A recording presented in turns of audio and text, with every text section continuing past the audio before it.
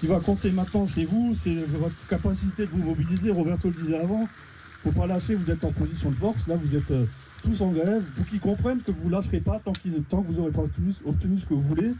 Sous la neige et dans le froid, les salariés de Malebert à Ambar se mobilisent une nouvelle fois. Près de 180 personnes, soit 98% des effectifs, manifestent depuis l'annonce le 3 octobre dernier de la fermeture du site. Face à un avenir toujours incertain, ils réclament aujourd'hui des garanties concrètes. Nous, ce qu'on demande, c'est déjà un congé de reclassement suffisamment long pour que les gens puissent se réinsérer dans le marché de l'emploi, que les budgets de formation soient corrects.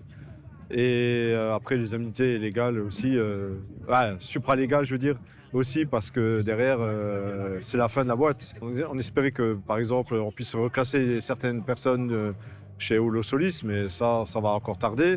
Donc on se dit, il faut que la période de congé reclassement soit assez longue pour qu'au cas où les gens ne soient pas au chômage, parce qu'ici, pour retrouver du travail, c'est pas évident. Sur place, les salariés se relaient par équipe de 50. Feu allumé, banderoles déployées, la mobilisation se veut visible et déterminée. Selon les syndicats, la direction envisage une délocalisation de la production vers les pays de l'Est sans apporter de réponse claire sur l'avenir des employés. Le groupe a décidé de délocaliser dans les pays de l'Est parce que le coût de la main-d'œuvre est moins cher et d'où la colère des salariés. Et eux, ils demandent d'être récompensés à leur juste valeur.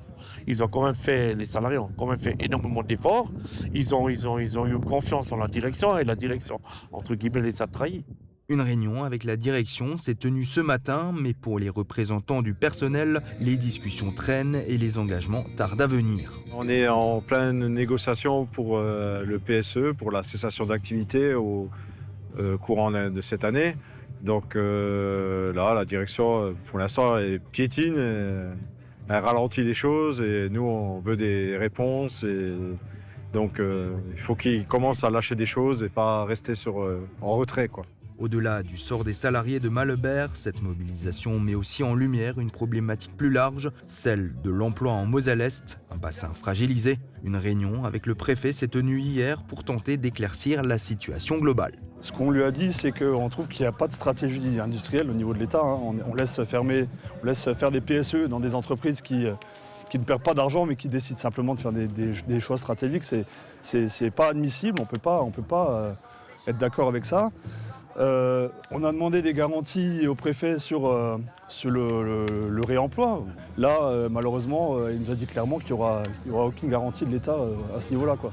En attendant des engagements précis de la direction et des pouvoirs publics, les salariés de Malebert restent mobilisés. Pour eux, il ne s'agit plus seulement de défendre leur emploi, mais aussi l'avenir industriel de tout un territoire. Une neige qui persiste depuis près d'une semaine. Bien que ce ne soit pas un épisode exceptionnel en hiver, cela faisait plusieurs années qu'elle n'était pas présente aussi longtemps. Dans les grandes villes comme dans les communes, les agents sont fortement mobilisés pour sécuriser les routes. Ici, à Ambar, l'équipe des services techniques suit les prévisions météorologiques de près pour être réactive. Donc on a commencé là hier soir aux premières chutes de neige sur les coups de 18h. On a terminé à 23h. Et là on est revenu à 5h ce matin pour déneiger les axes principaux, tout ce qui est pente, montée en priorité. Et après, là aujourd'hui, l'école a repris, donc il faut également faire tout ce qui est école, périscolaire. Ça va être dégager les parkings, l'accès pour les parents. Et en priorité, après, tout ce qui va être la caserne des pompiers sur un bar aussi qui a été déneigé. Et là, du coup, on va s'atteler à tout ce qui va être les axes secondaires, donc toutes les petites rues. À savoir que là, donc on déneige sur un bar et sur Roth, on tourne avec 2 tracteurs équipés de lames et saloirs. Et on a un peu plus de 30 km de voirie à déneiger sur la commune, sur l'ensemble de la commune. Une problématique intervient cette année à Ambar, mais aussi dans d'autres communes alentours, le manque de sel. 40 tonnes ont été utilisées depuis le 2 janvier. Les 2 silos sont désormais vides. L'équipe technique est en attente de réapprovisionnement. On peut voir que, vu qu'on met pas de sel, finalement la neige tire facilement sur la route Pendant plus de 5 heures ce matin, Gaëtan Prenat a sillonné les rues d'Ambar. Après avoir dégagé les axes principaux et certaines rues, changement de véhicule pour passer du tracteur au 4x4. Il est équipé d'une lame et d'un saloir sur la partie arrière. Avec lui, on va pouvoir dégager les petites rues où on n'a pas accès avec les gros engins, avec les 2 tracteurs. Et on va pouvoir faire aussi tout ce qui va être cours d'école, la mairie, certains trottoirs. On peut faire également avec. En matinée, la neige s'est à nouveau invitée sur les routes. La journée des agents techniques est loin de se terminer. Là, on va attendre qu'il y ait une accalmie, que la neige se calme. Et on verra soit par chance, ça fond tout seul, ou alors il faudra repasser à nouveau sur les routes là. Après des températures plus élevées prévues ce vendredi, des flocons sont à nouveau attendus dès samedi. Les agents techniques se tiennent prêts à intervenir aux prochaines chutes de neige.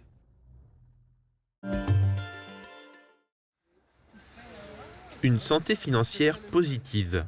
L'usine Ondal France à Sarreguemines du groupe Mibel se porte bien. Le sous-préfet de l'arrondissement de Sarreguemines, Wassim Kamel, est allé visiter l'entreprise pour continuer de découvrir le tissu économique local. L'usine de production de produits cosmétiques a aussi augmenté ses effectifs.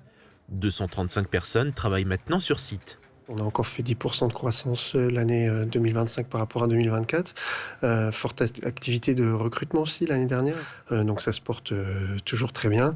Après, dans le monde dans lequel on est, on a bien appris qu'il fallait être flexible. On verra aussi ce qui nous attend à l'avenir. Ils m'ont dit qu'ils avaient été particulièrement satisfaits de l'aide de France Travail et de la méthode de recrutement de leurs 15 collaborateurs. Le prochain grand projet est l'extension du hall de conditionnement. Il y a actuellement 13 lignes de production. L'usine peut sortir jusqu'à 600 000 produits par jour.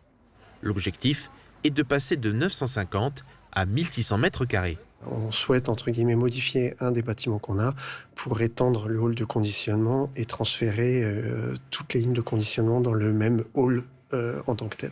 Donc c'est un projet qu'on souhaite faire sur les années 2026-2027 si on a bien l'autorisation de notre groupe. Dans les différents secteurs, les services de l'État étaient là comme ceux de la région, du département, de la communauté de communes pour accompagner l'entreprise dans cette stratégie de croissance qui, ici, est réelle, vérifiable. L'usine Ondal France de Sarreguemines fait partie des 11 sites du groupe Mibel répartis dans 6 pays.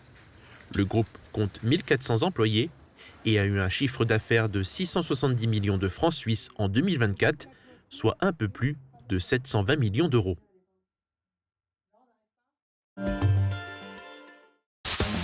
Radio Studio 1, 105.8, la radio qui pulse entre Beach et Sarreguemines. De la pop, du rock, des années 80 et une équipe qui vit la musique à fond. Radio Studio 1. Super U Rohrbach vous accompagne au quotidien et par tous les temps. Il fait trop froid pour sortir faire les courses? N'hésitez plus, commandez en ligne, on s'occupe de la préparation. Drive ou livraison, disponible en toute saison. La météo avec U, commerçant autrement. Bonjour tout le monde. Après cette vague de neige qui a fait beaucoup de bruit dans les médias nationaux, on aurait presque oublié qu'on débute une nouvelle année. Et je n'ai même pas eu le temps de vous poser la question de début janvier. Avez-vous pris vos bonnes résolutions? Répondez-nous dans les commentaires sur notre page Facebook. Et côté météo pour demain, des averses sont au programme, mais des averses de pluie. Elles tomberont de manière plus ou moins soutenue tout au long de la journée et dans la nuit, ce sera la neige qui prendra le relais. Attention aussi aux rafales de vent en journée qui pourront atteindre les 85 km/h. Côté température, les minimales iront de 2 à 3 degrés et les maximales de 6 à 7 degrés. Demain, nous fêtons les Alix et il fera jour de 8h27 à 16h56. Passez tous encore une belle journée et à demain!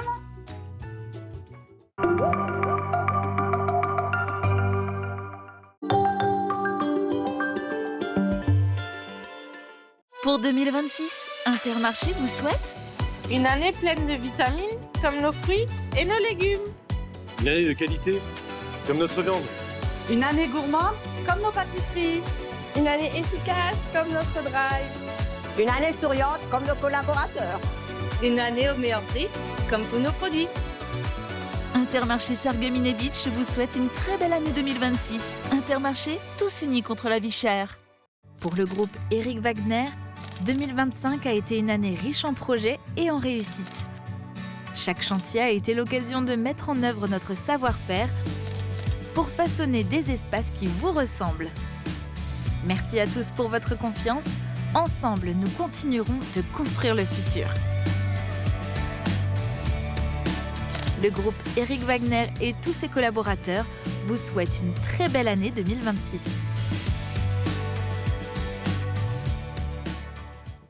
Chez Tonton Jack, le bien-être de votre compagnon ne s'arrête pas au toilettage, il passe aussi par l'alimentation. Babine, ce sont des croquettes pour chiens et chats, les seules à l'origine France garantie. Des recettes de qualité fabriquées en France pour leur bien-être.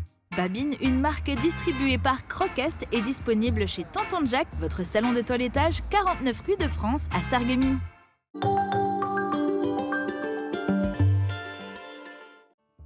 Ce mois-ci, dans Au Plat, direction le Pays de Bitche, visitez le musée Saint-Louis qui célèbre l'héritage de la première cristallerie de France.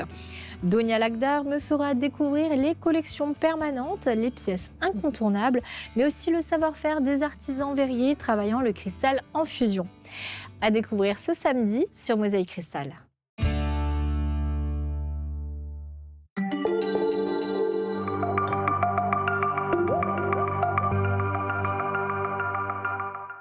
Bonjour à toutes et à tous. Transformer la douleur en engagement. Aujourd'hui, nous recevons les parents d'Enza, une petite fille décédée d'un cancer. Audrey et Arnaud Balducci, merci beaucoup d'être avec nous. Merci à vous pour l'invitation. Avec grand plaisir.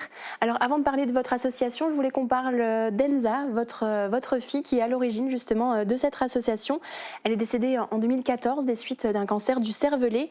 Est-ce que vous pouvez un petit peu nous parler d'elle ? Comment était votre petite fille ? Enza était une petite fille très dynamique. Elle était toujours pleine de joie. Elle avait un sacré caractère, mais bon, plus tard, ça lui aura servi. Elle adorait l'école, elle adorait ses amis. Pendant les vacances scolaires, elle était vraiment dégoûtée d'être en vacances et de ne pas pouvoir voir ses copines. Et elle était débrouillarde, elle commençait à être autonome, elle a été autonome assez tôt. Et elle allait toujours vers les autres, et toujours essayer d'aider. Généreuse, enfin, elle était super, quoi. Et à quel moment votre vie a basculé ? Quand est-ce que vous avez découvert son cancer ?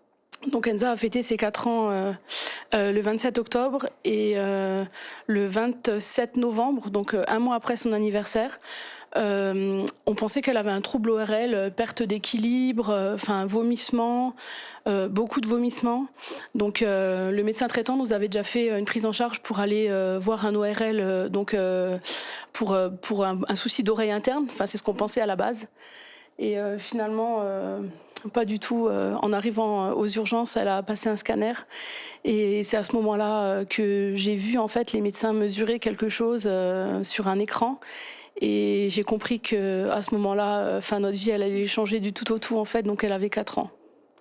Et du coup, le chef de service nous a expliqué qu'il faudrait le litreuiller vers Nancy. Donc, ils avaient pensé à un hélicoptère, mais à cause de la pression atmosphérique, ils ont préféré éviter. Donc, on a appelé l'ambulance et elle a été transférée sur Nancy. Et opérée pour libérer, en fait, parce qu'il y avait une pression du fluide céphalo-rachidien. Donc c'était pour évacuer la pression dans le cerveau le soir même. J'imagine qu'à partir de là, votre quotidien a été chamboulé, il y a eu des allers-retours à l'hôpital. On tombe dans un monde, c'est comme si on se prenait une grosse baffe ou une poutre. En l'espace de 2 minutes, en fait, on apprend dans le bureau du médecin qu'elle est très malade, que c'est très grave parce que c'est une tumeur au cervelet, donc c'est le système nerveux central. Et qu'en même temps, on a bien fait de venir parce qu'elle ne passait pas le week-end. Et comme on était vendredi après-midi, j'ai demandé au médecin, le week-end commence quand pour vous, quoi. Donc oui, ça fait beaucoup d'infos d'un coup. Pour les parents, c'est... Surtout qu'on ne connaissait pas ce monde-là du tout, donc... on n'avait même jamais entendu aucun cas de cancer pédiatrique, en fait. Elle a été, malgré tout, très courageuse. Oui. Toujours courageuse, oui. Elle ne s'est jamais plainte. Et par chance, elle a toujours supporté toutes ses chimiothérapies. Elle n'a jamais eu de vomissement, elle n'était jamais malade. Elle continuait à aller à l'école quand elle pouvait. Et elle avait une force de caractère. C'était exemplaire, quoi. Mais comme beaucoup d'autres enfants, en fait, qui se battent, puisque les enfants, eux, ils se rendent pas compte, ils vivent l'instant présent, mais ils pensent pas à demain. Donc en fait, au moment où ils sont pas bien, et au moment où ça va mieux, ça va mieux et ils en profitent, quoi. Ouais, c'est mentalité d'enfant. Nous, enfin, tout le monde quand on était enfant était pareil. Quand ça allait pas, ça allait pas. Et puis quand, comme elle a dit, une fois que c'était passé, on rigole et on s'amuse, quoi. Et 3 ans après son décès en 2017, vous avez décidé de créer l'association ENZA. Qu'est-ce qui vous a poussé à vous engager ? En fait, on voulait utiliser quelque chose de négatif pour faire du positif. Voilà, essayer d'aider d'autres enfants, voir à travers les enfants, les parents. Parce que quand vos enfants sont heureux, les parents sont heureux aussi. Et voilà, on voulait se rendre utile, rendre cette morale utile en fait en quelque chose d'utile. Rendre un petit peu de ce que nous on a reçu aussi. C'est ça. Et c'est une manière aussi de continuer à faire vivre la mémoire d'Enza aussi ? C'est Bien ça. sûr. On parle d'elle, on parle de son combat, et il faut à tout prix en fait que ce combat-là soit connu et médiatisé plus que ça au niveau national en fait. Parce qu'il y a beaucoup de cas, il y a 2500 nouveaux cas par an. De cancer pédiatrique. De cancer pédiatrique dans toute la France. Il y a 500 décès par an. Et c'est la première cause de décès en fait par maladie chez l'enfant. Donc il faut en parler. Enfin, c'est pas de porter la poisse à quelqu'un en fait, c'est simplement juste en parler, faire un petit peu de sensibilisation en disant attention, ça existe aussi, quoi. Parce qu'aujourd'hui, il y a des gens qui ne savent même pas que les enfants peuvent avoir des cancers. Donc l'une des missions justement de votre association, c'est de sensibiliser.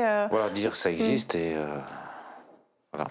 Et quelles sont les autres missions, les objectifs de votre association ? Participer au financement de la recherche sur les cancers pédiatriques.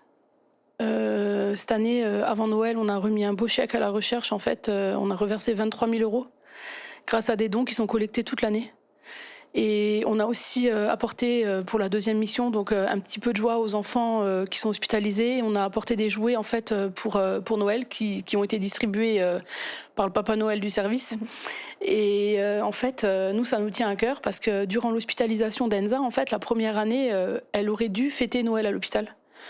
Et en fait, elle a eu le droit de sortir le 24 décembre au soir, mais le Papa Noël lui a quand même apporté son cadeau. Et nous, on s'y attendait pas du tout, elle non plus. Et rien que de voir en fait la joie dans les yeux de la petite, nous on était super contents, quoi. Et puis on était émus de voir que en fait l'hôpital pensait aux enfants. Et après on a appris qu'en fait c'était pas du tout l'hôpital, c'était grâce à des assos. Ok. Et donc, pour nous, c'était indispensable de pouvoir mettre un petit peu d'étoile dans les yeux des enfants hospitalisés, quoi. Et vous voulez rendre l'appareil aujourd'hui ? C'est ça. C'est ça, déjà qu'ils doivent passer Noël à l'hôpital, autant que voilà, le Père Noël y passe, que tout soit fait pour qu'ils puissent être bien, quoi. Et donc, vos dons, ils sont remis à quels hôpitaux À l'hôpital de Nancy-Brabois, l'hôpital pour enfants. Ok. Où était servi Enza. C'est l'association des chefs de service, en fait. C'est pas à l'hôpital même qu'on fait un chèque. C'est une association, en fait, c'est les chefs de service qui est une association de recherche médicale. Donc c'est à eux qu'on fait le don. Donc vous avez dit, pour récolter des dons, il y a des événements qui sont organisés tout au long de l'année, que vous organisez ou que d'autres associations organisent pour vous. Est-ce que vous pouvez nous parler des principales actions qui sont menées pour l'association ENZA ? Donc là, on est donc en janvier, donc au mois de février, le 8 février, il y a les carnavals qui commencent, donc on va faire toutes les cavalcades de la région. Et d'ailleurs, on vous voit régulièrement à Sarreguemines. C'est ça, on y est tous les ans. C'est ça, on y sera encore là. Et c'est voilà. celle qui ouvre le bal. Et du coup, on fait aussi 2 fêtes champêtres, donc à Frémin-Merlebac, à la cité Remaux. En fait, tous les dimanches, il y a une autre association qui fait partie du CIA qui organise une fête champêtre pour animer la place. Et du coup, nous, on a 2 fêtes champêtres. On en aura une au mois de mai et une au mois de septembre. Et le mois de septembre, c'est également le mois de mobilisation et de sensibilisation au cancer pédiatrique. Donc nous, on organise depuis 8 ans une marche à travers la carrière Barrois. Et en fait, avec 2 parcours qui symbolisent un petit peu les parcours de soins des enfants. Et pareil, ça nous tient à cœur parce que déjà, en général, la vue à la carrière, on se trompe rarement, c'est magnifique. On organise aussi donc une fête champêtre à ce moment-là avec repas, grillades, et choses comme ça. Et en même temps, au mois de septembre, on fait partie d'un collectif, le collectif Lorrain. Donc c'est un collectif de 15 associations qui se regroupent uniquement pour Septembre en Or. On met en fait toutes nos actions en commun et on tire bénéfice de ça et chaque association reverse à la recherche exclusivement pour la période du mois de septembre en fait tout ce qu'il a eu en don. Voilà, et on organise aussi au mois de septembre une journée au sein de l'hôpital d'enfants, justement pour animer toute une matinée en fait le hall de l'hôpital de Nancy, donc avec maquillage, jeux, pour que tous les enfants puissent participer. Pas uniquement les enfants qui sont suivis en oncologie, mais vraiment tous les enfants qui viennent en rendez-vous à l'hôpital. Donc ça, c'est une journée pareille pour le collectif, ça nous tient énormément à cœur parce que c'est justement pour eux qu'on se bat et quand ça devient concret, c'est toujours top, quoi. Et ensuite, à Noël, on fait toute une campagne d'emballage cadeau, en fait, avec des boîtes à dons dans les magasins. Et pour septembre aussi, on place des tirelires dans différents magasins. Et pour Noël, pareil. Donc c'est ce qui nous permet, en fait, d'avoir de beaux dons tout au long de l'année. Donc il y a beaucoup d'actions et en plus de tout ça, vous êtes soutenu par d'autres associations ou même des particuliers qui organisent des événements pour vous reverser des dons. Je pense que ça vous fait aussi chaud au cœur de voir que vous avez tout ce soutien. La solidarité, ça fait toujours chaud au cœur. Et donc, quels sont les... donc là, vous avez parlé des actions à venir. Est-ce que vous avez d'autres projets, peut-être plus de sensibilisation au cancer pédiatrique, ce genre de choses? Est-ce que vous voudriez aller encore plus loin? Pour Septembre en Or, on aimerait bien justement, on lance un appel aux municipalités de la région, si vous voulez bien faire des expos sur Septembre en Or, montrer en fait le cancer pédiatrique, vraiment faire, je sais pas, de votre mairie ou d'un monument un peu une vitrine illuminée en or ou les ronds-points, mettre des illuminations sur, et des symboles, le logo Septembre en Or. Montrer la solidarité, en fait, juste pour mettre un petit peu en lumière le cancer pédiatrique, parce que c'est vrai que ça a tendance à être assez tabou. Les gens n'osent pas trop en parler, on se dit, si on n'en parle pas, ça n'existe pas. Mais si, en fait, ça existe, et juste en parler, dire qu'il y a des associations qui se battent aussi pour ça, et s'il y a des familles, en fait, qui sont concernées, mais qui n'hésitent pas, en fait, à venir vers nous aussi pour parler, ça fait toujours du bien, en fait, d'avoir quelqu'un en face de soi qui comprend exactement ce que l'autre vit, oui. Ça, justement, vous allez à la rencontre de familles qui sont touchées aussi par la maladie pour échanger avec elles. C'est ça. Et on a remarqué aussi que ça faisait du bien à certains parents de nous parler. Parce que quand on a vécu ça, on peut pas. C'est difficile d'en parler avec des gens qui l'ont jamais vécu. Parce qu'après, on va ressentir de la gêne alors que. On est déjà dans la souffrance. Ouais, voilà. Le but, c'est pas de se cacher. En fait, nous, on n'a rien demandé. Quand vous en parlez avec des gens qui ont vécu ça, il n'y a pas de gêne. Au contraire, on rigole. Se reconnaît, quoi. Il y a une connexion. Qu'on le veuille ou non, en fait, il y a une connexion, on se comprend. C'est pas triste, on en parle par nos enfants comme s'ils étaient là. Et si des téléspectateurs souhaitent vous soutenir ou voire peut-être rejoindre votre association, quelles sont les démarches? Alors, on a une page Facebook, Association ENZA. Sur la page Facebook, vous trouvez le lien pour Instagram. Donc, vous pouvez nous suivre sur les réseaux, voir un petit peu ce qu'on fait. On est très transparent. Tous les dons qu'on reçoit, vous voyez ce qu'on en fait. Enfin... On est totalement transparent sur ce qu'on fait. Et puis, oui, contactez-nous. Il y a mon numéro de téléphone aussi, par Messenger. On est dispo. Le message est passé. Merci beaucoup d'avoir été avec nous et pour votre témoignage. On pense évidemment à Enza aussi aujourd'hui, qui était également avec nous pour cette interview. Merci beaucoup. Et très bonne journée à tous.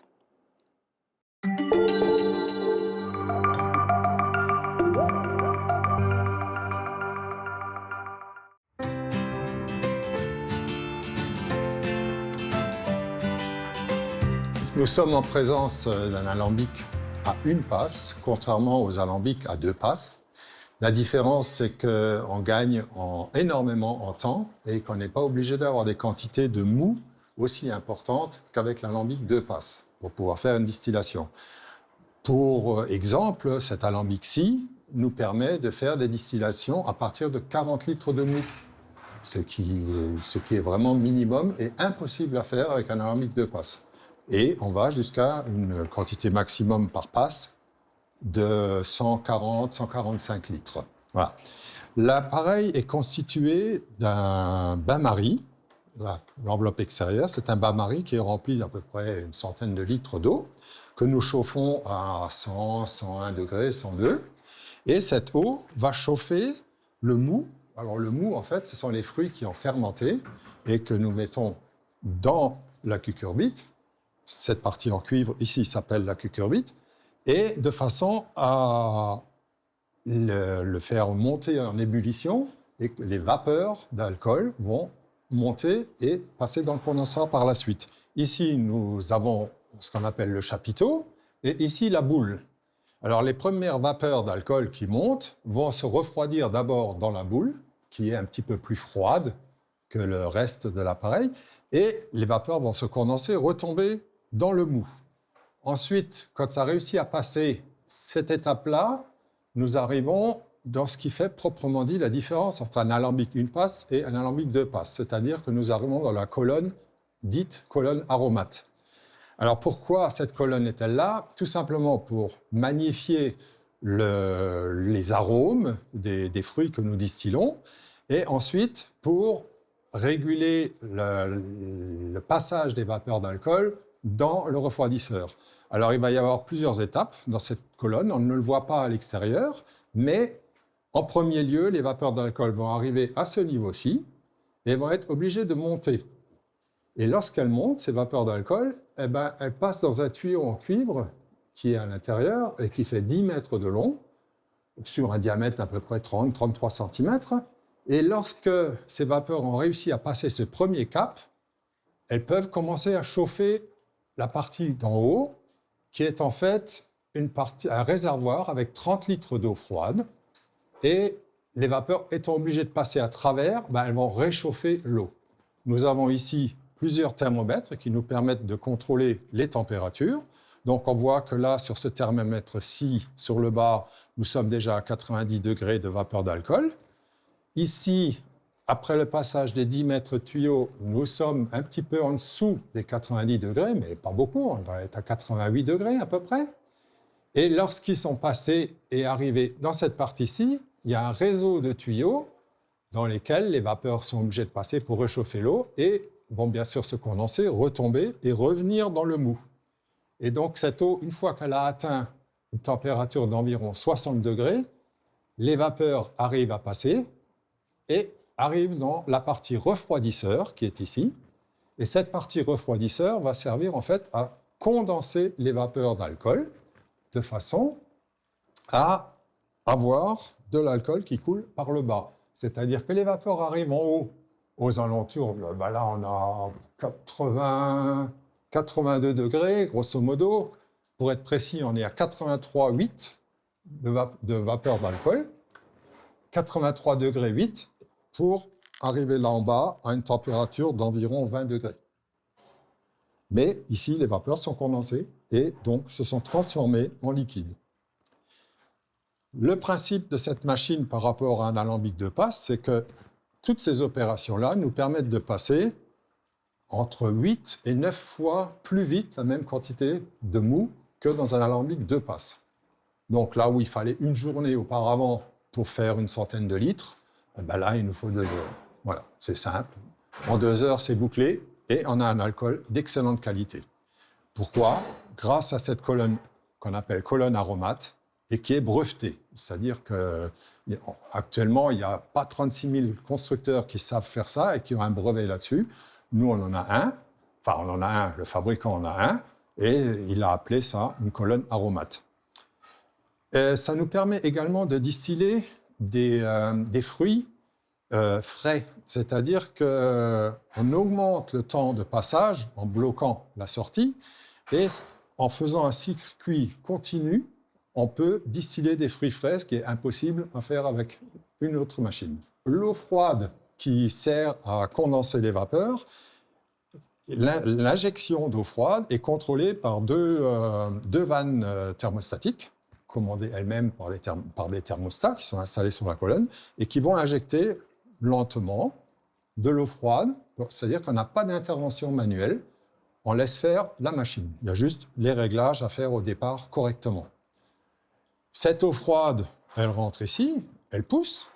En haut, on a de l'eau chaude, voire très chaude, puisqu'en haut, on est à 84 degrés maintenant.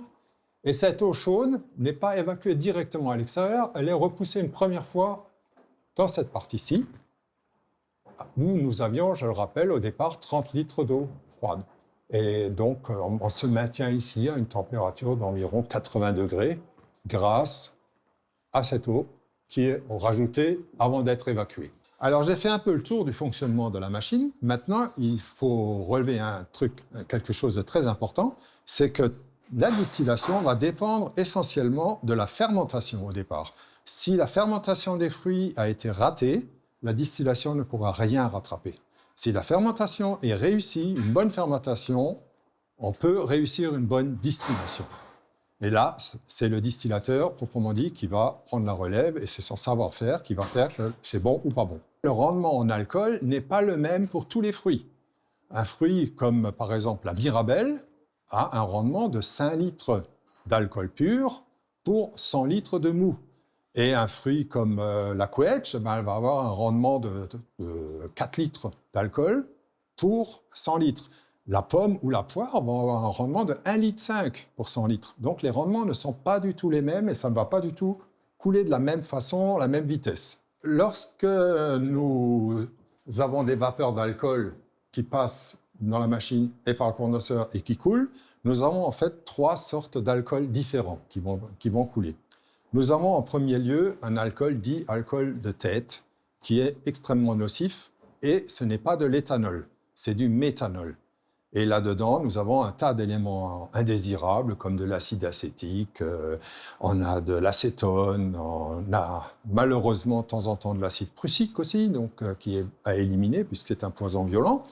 De toute façon, l'alcool de tête est classé administrativement R11, c'est-à-dire extrêmement nocif par ingestion, par contact ou par inhalation. Donc, il faut absolument éviter.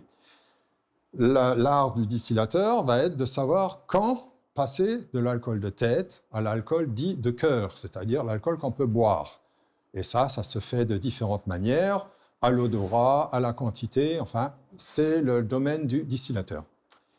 L'alcool de cœur, lui, qui est bon, qui est de l'éthanol, va couler pendant un certain temps, selon la quantité de mou qu'on a mis, et va varier en degrés d'alcool de 60, 65 degrés à 85, 90 degrés d'alcool. Après ça, quand on passe de l'alcool de cœur à l'alcool de queue, nous avons de nouveau une période un peu critique qu'on peut vérifier à différents niveaux avec ce type d'appareil. D'une part, avec la température des vapeurs d'alcool qui est affichée ici, avec les degrés d'alcool que l'on voit sur l'alcoolmètre, et avec le goût. Et le goût également est très important, parce qu'il faut savoir que plus on se rapproche des alcools de queue, plus le breuvage va sentir le fruit, ce qui induit en erreur beaucoup de gens. Parce qu'ils disent, non, l'alcool est encore bon, alors que non, il devient mauvais. Et donc là aussi, c'est le distillateur qui va déterminer s'il y a présence d'acide acétique, s'il y a présence d'huile de fusel, ou ainsi de suite, dans l'alcool, et qu'on doit passer en produit de queue. Au niveau administratif, il faut savoir qu'on ne peut pas distiller tout, n'importe quoi, n'importe comment. On est soumis à certaines règles bien précises. Entre autres, nous devons faire une déclaration aux douanes, qui sont actuellement à Henry, du côté de Metz, de façon à expliquer clairement qui est propriétaire qui va distiller, puisque la personne qui distille, normalement, doit être propriétaire de ses fruits. Si c'est une autre personne qui distille, elle doit disposer d'une procuration de la part du propriétaire et il pourra brûler au nom du propriétaire. Mais l'alcool devra toujours être stocké chez le propriétaire. On doit donc faire cette déclaration aux douanes en indiquant un certain nombre de choses et ces déclarations doivent être affichées dans le local de distillation pendant la distillation, ainsi que le bouilleur de cru, la personne qui distille, qui va emmener l'alcool, doit être présente également pendant la période de distillation. Les périodes de distillation sont répertoriées en horaire et déclarées ainsi aux douanes. L'année de distillation n'est pas une année calendaire civile. L'année de distillation s'étale du 1er septembre au 31 août. Donc, tous les 31 août, on est obligé de déclarer la fin de la période de distillation et tous les 1er septembre, on doit déclarer l'ouverture de la période de distillation. Auparavant, au niveau des douanes, le bouilleur de cru devait payer 9 €, grosso modo, 9,50 €, 9,80 €, ça a augmenté chaque année. Vous devez payer 9,80 € sur les 10 premiers litres d'alcool produits. Et au-delà des 10 premiers litres d'alcool, il devait payer le double, 18 € et quelques, aux douanes. Depuis 2024, ça a été abrogé. Nous avons une directive européenne qui a été mise en place et qui nous permet de distiller jusqu'à 50 litres d'alcool sans payer de droits d'assises aux douanes. Donc, c'est totalement gratuit pour les 50 premiers litres d'alcool. Totalement gratuit pour les douanes, pour l'État. Par contre, pour le local de distillation, pour le distillateur, pour surtout la location de la machine, là, il faut compter 20 € de l'heure de location. Nous pouvons distiller du coing, nous pouvons distiller de la mirabelle, de la quetch, de la pomme, de la poire, du raisin. Le coing étant un fruit également à pépins, comme la pomme ou la poire, le rendement du coing est de 1,5 litre pour 100 hectos, pour 100 litres de, pas 100 hectos, pour 100 litres de mou. Pour avoir une fermentation correcte, la mise en fût est primordiale, puisqu'on ne met que des fruits sains, propres, surtout pas de fruits pourris, et aucun ingrédient extérieur au fruit lui-même, c'est-à-dire on ne met pas de feuilles, on ne met pas de branches, on ne met pas de terre. Les fruits doivent être vraiment propres. Là aussi, il y a des différences, puisque par exemple, le coing doit être parfaitement nettoyé. Et il se forme une petite peau dessus, une petite pellicule duveteuse, comme ça, qui doit être absolument enlevée. On ne doit pas laisser ça pour faire un alcool de coing. On prend par exemple la mirabelle ou la quetch. Quand on a le fruit propre sur l'arbre, on voit qu'il est un peu grisâtre comme ça autour. Ça s'appelle la pruine. Et cette pruine, pareil, doit être laissée sur le fruit parce que c'est elle qui permet une meilleure fermentation. Il y a des enzymes dans cette prune qui permettent une meilleure fermentation du mou. Les pommes doivent être nettoyées, les poires doivent être absolument très mûres. Il y a beaucoup de gens qui veulent distiller de la poire, même de la Williams. Mais par exemple, la poire, elle doit être mûre au point de pouvoir être écrasée à la main quand on la met dans le fût. Si on est obligé de la râper, c'est pas bon. Elle n'est pas mûre, pas suffisamment mûre. On doit mesurer normalement le taux de sucre du fruit. On doit mesurer le pH du fruit également, quand il est mis en fût, et on doit arranger le pH de façon à arriver à un certain degré, de 2,8 à 3,2 en général, et rajouter après, éventuellement des levures ou des enzymes. Pour la mise en fût des fruits, là aussi, on a différentes façons de procéder. Si on prend de la pomme, de la poire ou du coing, le fruit de préférence sera broyé, et si on a la possibilité de le presser, c'est d'autant mieux, parce qu'à ce moment-là, on aura encore du jus. Sinon, il faut le couper vraiment en petits morceaux. Il faut vraiment que ça puisse fermenter de façon homogène. Et alors que si vous prenez, par exemple, de la mirabelle, la mirabelle, il y a juste besoin de la malaxer, de façon à ce que les fruits soient un petit peu éclatés quand même. Parce que si les fruits sont entiers, automatiquement, ça ne fera pas d'alcool. Vous prenez de la cerise a une peau qui est très dure, souvent. Donc, la cerise, il faut absolument l'éclater à la main, absolument l'ouvrir. Ensuite, on a la possibilité également d'enlever ou pas enlever une partie des noyaux. Les puristes ou peu importe qui, mais disons que pour certaines personnes, on enlève une quantité de noyaux. Moi, par exemple, sur de la mirabelle ou de la quetch ou un fruit à noyau, je retire jusqu'à 70% de noyaux. Je ne laisse que 30% dans la matière. Ce n'est pas nécessaire, mais c'est mieux. Concernant l'alcool que nous avons obtenu, qui coule, j'ai dit tout à l'heure qu'il se situait grosso modo entre 60 et 80 degrés d'alcool. Bien entendu, cet alcool, on ne le boit pas à ces températures d'alcool, c'est beaucoup trop élevé. On va, ce qui s'appelle, couper l'alcool, de façon à ce qu'il soit buvable et agréable à boire. Donc, les valeurs retenues, en général, maintenant, sont entre 46 degrés et 48 degrés maximum d'alcool par litre. Dans le temps, les anciens coupaient souvent l'alcool, ils le ramenaient à 52, voire 51 degrés, mais c'était très haut, ce qui fait que beaucoup de gens avaient du mal à le boire. Là, entre 46 et 48, c'est agréable. Et pour couper cet alcool, on n'utilise pas n'importe quelle eau. Il faut prendre une eau qui est la plus faiblement minéralisée possible. Donc, à ce niveau-là, on a deux marques que je ne citerai pas, mais on a deux marques à utiliser de préférence. De toute manière, il faut que le taux de minéralisation de l'eau soit inférieur à 50 à 180 degrés, quoi. Tiens, voilà.